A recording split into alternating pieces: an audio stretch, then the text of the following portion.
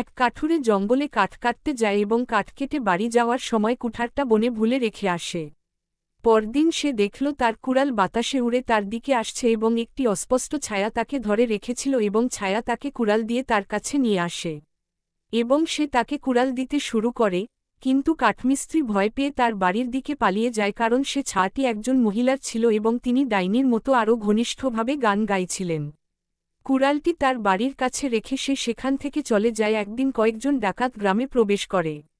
ডাকাতরা ঘরে ঢুকেই প্রথমে মহিলাকে খুন করতে থাকে, কিন্তু এই মুহূর্তে সেখানে একটি ছায়া আবির্ভূত হয় এবং এটি প্রথমে একজন ডাকাতকে মাটিতে ফেলে